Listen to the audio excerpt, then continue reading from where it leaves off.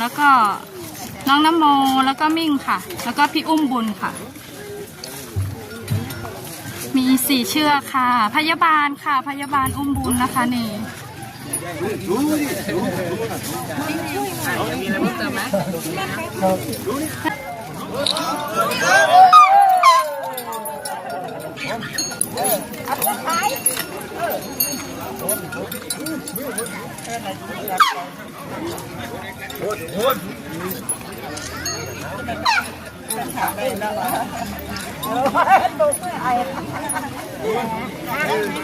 เป็นหิว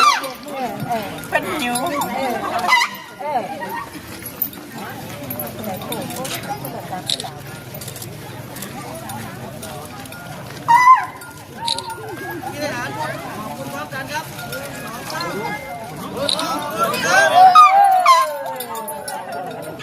ตัวเพื่อน